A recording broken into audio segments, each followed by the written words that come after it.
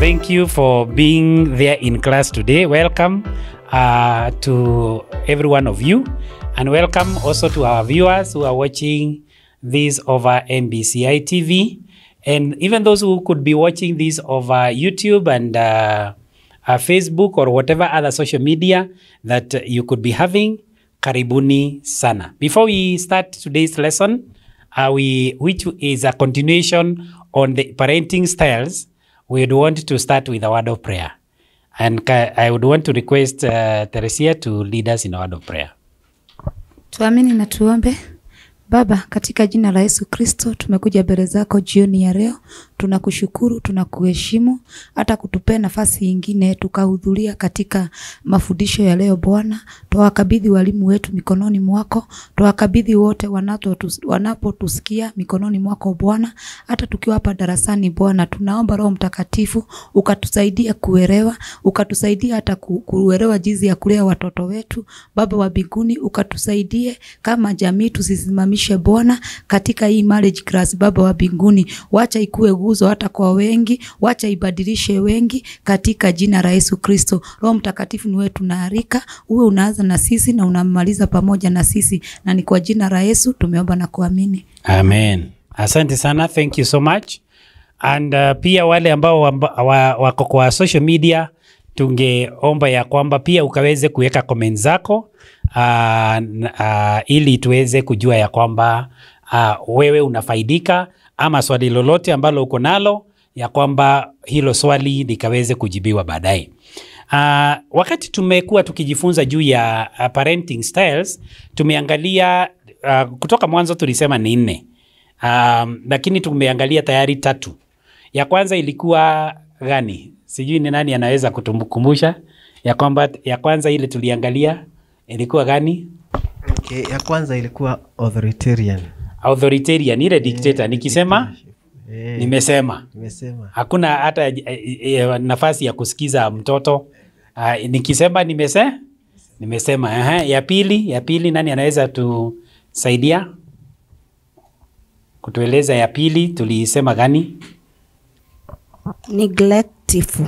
Yeah, neglectful. In other words, huyu ni mzazi ambaye hako involved kwa ulenzi na kutia nidhamu kwa mtoto wake. Yeye ni mtu wa kuachilia tu liwe lilwa. Nafikiri hizo ni extremes mbili tuliangalia. Ya tatu ile tulisema ni gani? In the last few weeks we have looked at 3 of them. Ya tatu ilikuwa gani? Permissive. Ilikuwa permissive. Naye permissive ni yule vile ya kwamba yeye ako na a certain level ya responsibility, lakini ikifika ni authority ama sio control, ya kwamba hana nini? Hana control. Lakini yeye sio neglectful na tena sio authoritarian, ako hapo katikati. Kati ya haya mambo yote katika mzazi wa 4 ambayo tunaangalia siku ya leo, na iko na tofauti na yule wa kwanza. You know, people can easily confuse, especially when we say in English, ni the authoritative. Yule mwingine alikuwa authoritarian. Huyu ni authoritative. Ya kwamba huyu sio ya kwamba nikisema nimesema. Tutaangalia characteristics zake. Sio dictator, huyu sio dictator, lakini ni mzazi ambaye ako na authority kwa nyumba yake. Na ako pia na control. Authority yake na control yake anafanya nini? Anazibalance. There is a balance between the authority and control. Nisema ya kwamba kwa hivyo the level of control and responsibility to the children are at the same level. Yeye ako na control na pia ako na responsibility kwa watoto wake. Sio neglectful. Huyu mzazi kwa Kiingereza tunasema ya kwamba is nurturing. Ya kwamba anakuza. You know, analea huyo mtoto vile anavyo inastahili. Is responsive. Ya kwamba yeye anasikiza mtoto, anasikiza pengine mzazi mwenzake, ikiwa ni baba anasikiza mama, ikiwa ni mama pia anasikiza baba. Anawasikiza. And pia anawasupport. He is very supportive. Very, very supportive. Yet, he is very firm. yet he is very firm. Unajua unaweza sema ya kwamba unawasikiza wote, lakini unasema kulingana na vile mimi nimeona, hivi ndivyo itafanya nini? Itaenda. Sio as a result of considering the inputs by the others. Una consider vile ambavyo wamesema. Na kwa hivyo they attempt to control the children's behavior by explaining rules and discussing and reasoning with them. Hutafanya hivi kwa sababu. Tutafanya hivi kwa sababu. Sio kusema ati nikisema nimesema, hata huna nafasi ya kusikiza mtu mwingine. Ya kwamba na sio mtu ambaye anakuwa, unajua kuna ingine unaweza peana sababu, lakini sababu zote ni they are very negative na ni za kushtua. Ya kwamba mimi nataka uwe ukifika hapa, mzazi anaambia msichana yake ninataka kufike hapa, usikuje usiku kwa sababu you might end up being raped. Unajua kuna wengine tunaendanga extreme zingine. Yeye na siku ile atakuja na hajaripiwa, utakuwa na authority ingine tena. Ndio tunasema ya kwamba ni vizuri kufika mapema, ili ikiwa kuna jambo lolote linastahili kufanyika ama tunastahili kufanya jioni, tulifanya tukiwa pamoja. That is number one. Ni vizuri kufika mapema kwa sababu you don't create an environment for insecurity. Unaona? Insecurity in the sense that wewe ukitembea usiku you could be insecure. Na sisi tukikuja kufungulia mlango, you are also exposing us to insecurity. Unaona sasa, unapatiana sababu zile ambazo unasema ya kwamba hili lisifanyike. Like for example, and this one here includes even sons. Like for example, our son, nafikiri in another episode, nilikuwa nimesema ya kwamba tulikubaliana hakuna kufika usiku. Hata mimi, kwangu sifikangi usiku. Na nikifika, ikiwa ni lazima nifike usiku, ni lazima nipige simu na niseme ya kwamba I am held up in this place, ama tunamaliza wakati huu, nitafika wakati fulani. And you know, it is simply good behavior. Sio kuweka watu wakiwa na anxiety. Kwa nini? Kwa sababu kwa jamii tukasema ni lazima tuwe tukikula pamoja. When we are eating, we must eat together.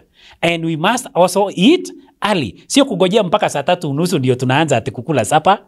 You know, that bit of it, kila mtu anaelewa ya kwamba sisi ni lazima nifike nyumbani mapema. Baada ya kukula, tunakuwa na family altar. Kwa hivyo tunasoma Biblia pamoja, tunaomba pamoja, that kind of thing. When you are doing that, kila mtu anajukumika kwa hilo jambo. Kwa hivyo nasema ya kwamba anapea control. You know, akona control kwa watoto, lakini hiyo control iko na explanation ya rules, wamediscuss hiyo vitu, sio ile ya kusema nimesema. Kwa nini? Kwa sababu mimi ndiye baba. Ama tu kwa sababu mimi ndio kichwa ya nyumba hii. Hapana, ni ile ya kwamba unaeleza sababu ya hilo jambo. Ama namna gani? Jambo lingine ni ya kwamba, na hili tumesema tayari, they reason to a child's viewpoint. Wanasikiza perspective ile ya mtoto. Wewe unaona hili jambo vipi? Lakini they don't always accept it. Kwa sababu ukiwa mzazi, si hebu pea mwalimu hapo atasikie jambo angetaka kuongezea. Ni vizuri vile unasema ya kwamba you listen to a child, na kini si ati kama the permissive you go their way or give to their whims. This is where you listen to them because they also have a perspective. But then you can clear that perspective by helping them. Unajua mtoto anaweza kuja kama wale moja, nakumbuka nasema, "Mom, siendi kesho shule." Kwa nini? Si nilienda jana. Sasa nimeenda siku mingi. Nimeenda na hesabu. Sasa usipoelewa kwa nini anachoka, okay, ujue kwa nini amesema, then useme utaenda, lazima utaenda. Kesho ataamka akiumwa na tumbo. Au aseme atafute jabu. Unajua vile watoto wanajifanya. So itakuanga kila siku vita asubuhi. But you can listen to the child, hata muulize you know, what is happening in school, and you talk about it, and then after that, na kesho tukiwa namna hii, maybe there is something he doesn't like in school, you can see how you can intervene, because sometimes children either have been harmed in school, and that's what they are saying, hataki shule, so shule. Msikize, then after that unaweza mweleza, akikuuliza kwa nini niende shule siku hizo zote, si nimeenda 3. Then you talk. I know sometimes usually you don't have, parents may not have the patience to hear everything, but if you are an authoritative parent, you listen to that child. Unajua hakusema hili, lakini pia wakati tulikuwa tukilea watoto awasana akiwa mdogo, inafika Tuesday anauliza mama, mami kesho ni shule? Anasema ni shule.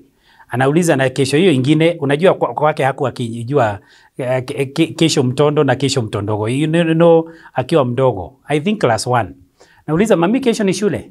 Naambiwa ndio kesho ni shule. Alafu anauliza na kesho hiyo ingine, nao kumbuka ya kwamba sasa anaongea juu ya Thursday. Anasema hata hiyo ni shule. Nauliza na kesho hiyo ingine, unajua tayari. Alafu anasema hata hiyo ni shule. Mami kwani tunaenda shule kila siku? You know, basically what we are trying to say here is this. Unasikiza huyo mtoto na pia inakuwa a learning experience. So because it's not authoritarian, there is fairness and respect. Una respect hata maoni ya wale wengine. Maoni ya mama ama maoni ya baba, maoni ya watoto. The authoritative parent is assertive. Assertive. Tunisema ya kwamba he is assertive but not intrusive in a child's life. Anamwambia hapana, haitaenda hivyo, itaenda hivi kwa sababu hii. Tuko pamoja? So sio ya kwamba kwa sababu nimesema, unapatia mtoto nini? Sababu. Kwa hivyo hiyo inaleta your authoritative is assertive. Kwa sababu hili ndio jambo ambalo ninataka lifanyike ama litendeke. And therefore ile tunasema ya kwamba kuna give and take. Kuna wakati ambapo kama mzazi unaweza sikiza mtoto uone ya kwamba perspective ambayo wewe huko umeona, ama usikize your spouse na uone sababu ambayo hauko umefanya nini umeona, na kwa hivyo inakuwa give and take. And you also need to allow the children to fail. Wakati mwingine unaangalia hivi unaona hii akienda hii njia atafanya nini? Hii italeta failure. Lakini you allow that child to try. Unaona? Ajaribu tu. Wazazi wengi wanaweza identify na hii. Mnapika na jiko kwako. Na wakati mnapika na jiko, kila wakati mtoto mdogo anataka kukaribia jiko. Na wewe unaona kila saa unamkanya, toa mtoto hapo nini, waje kwenda hapo. Unajua saa ingine ni vizuri kuarau yeye aende aguze hii moto, lakini ukue karibu. In other words, hiyo ndio tunasema ya kwamba you are allowing their failure but with close guidance and support. Uko hapo. Hauko mbali na watoto wako, lakini ni vizuri kuallow some of these experiences. Unaona, akiwa sio ile mtoto akililia wembe mpe, hapana. Tunasema ya kwamba ni lazima ufanye nini? Uwe na responsibility. Uwe karibu hapo ili usaidie yeye na uguide yeye. Niseme kama example kama there was a time our son wanted, sijui ilikuwa amefascinatiwa na hii hurricane lamp iko ndani. Yeye naona unajua iko na kwa glass na haoni kama ni moto. Lakini shida ni kwamba hajui ya kwamba kuna pahali iko moto juu. So au alikuwa nataka hata glass yenyewe after some time inakuwa joto. Tena kando. Unaona ile anataka kuuza. So nakumbuka baba yake akimpeleka na unataka kuuza, anapeleka kidole kidogo. Unajua sasa we are talking about guidance. Ye akaguza. Sasa unajua alisikia ni joto au chomeka kidogo. Sasa baadaye kila kitu ilikuwa kiona mpaka baba hata iwezi choma. Hata babu ya stima ilikuwa no, you've already taught them something. So it's not say usiguze na ukiwa hauko ataguza. Na atachomeka vibaya. So we say you allow them but with guidance. The mate ni ya kwamba atajua sitarudia hii. Very true. Kwa hivyo ndio tunasema ya kwamba ni vizuri kuallow. And you also give a place for failure. Kuna mama, na sio lazima mtoto akifail inakuwa vita, inakuwa magombano. Kuna mzazi mmoja ambaye walikuwa anafuga kuku na kulikuwa na tray kadhaa za mayai. Sasa walikuwa akizichukua, kuna two stairs kidogo, anapanda hizo stairs, alafu anapatiana ili ipakiwe somewhere. Sasa wakati mmoja kijana akasema, "Daddy, mimi nibebe mayai." Akaambia, "Unataka kubeba? Chukua." Wakati alichukua hivi, akaenda polepole kwa hizo stairs, anaenda kufika ya mwisho hivi, I think he got overexcited. Kufika hapo akajikwaa kidogo, akaanguka na tray ya mayai ikaanguka. Wazazi wengi hapo ndio wanaanza, "Si wewe nilikuwa nimekuambia." Hiyo unajua hiyo ni hasara. Tafadhali, sometimes we got to allow that failure is very important in learning. Mzazi aliambia yeye, akamwambia, "Ulikuwa umejaribu, hata umefika stair ya mwisho. Fanya hivi, enda chukua ingine." Mtoto hakuwa akidhania ya kwamba anaweza ruhusiwa. Akaenda akachukua tray ingine, akaleta polepole, akafikisha hapo, akampatia baba yake. Na unajua after hivyo kijana kalikuwa kanarukaruka, akamwambia, "Daddy, nimefikisha." Akasema, "Ndio, hata unaweza fikisha. Enda elete ingine." Unajua sasa unafunza mtoto nini? Responsibility. Kuna responsibility. Na unaonyesha mtoto ya kwamba hata in trying out things we can also fail.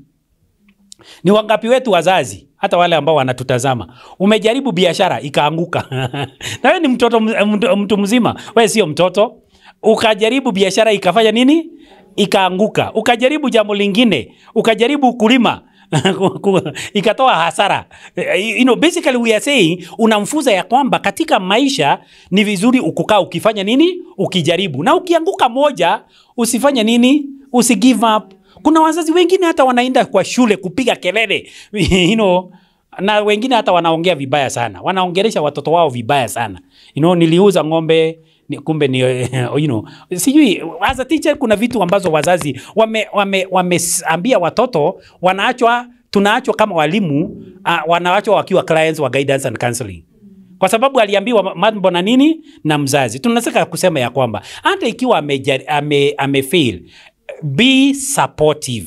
Umuonyeshe ya kwamba unaweza faulu wakati mwingine. I wish we had time to give our own testimonies za vile Mungu ametujalia kwa haya maneno. Tunasema ya kwamba allow your kids to fail, but give support and guidance where necessary, and therefore empower your kids rather than intimidate or befriend them. Ya kwamba sio kama yule authoritarian. Unajua authoritarian ni kuintimidate. Ya kwamba fanya hivi, usipofanya hivi nitakuchapa. Hata hajamueleza kwa nini afanye hivyo. Pili, unajua kuna ingine kama ile tulisema ya kwamba permissive, ya kwamba hata kuna hii kitu nimesikia hata wazazi siku nyingine nikiwa shule tofauti ninasikia ya kwamba wazazi wakiambiwa na various speakers, be a friend to your child. Mimi huwa ninasema as a parent, be friendly to your child. There is a difference between being a friend to your child and being friendly to your child. Be friendly to your child. Mtoto wako asiwe adui yako. Wacha awe ya kwamba mnaweza keti na yeye na kufanya nini na kuongea. Lakini in a very friendly atmosphere. Lakini at the end of it, ukumbuke hapa kuna mtoto na kuna mzazi. You must remain the parent. And a parent ni yule ambaye atafanya nini? Ata-guide. A parent ni yule ambaye ata-support. At the end of the day, hata ukisema ya kwamba mwenyewe ni marafiki. Kama say for example, we are friends with Paul here. Tukiwa marafiki, kuna wakati yeye tunaenda tukikunywa chai ni yeye analipa. Na wakati mwingine ni mimi ninalipa.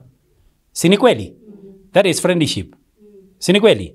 Lakini ikiwa ni mzazi na mtoto, malipo itakuwa ikitoka pande moja. Si ni kweli? That is not being a friend. It is being friendly. Na mimi ndio nasema ya kwamba tuwe friendly to our children. Kwa sababu ikiwa friendly, kuna wakati utasimama na utaweka mguu chini kama mzazi.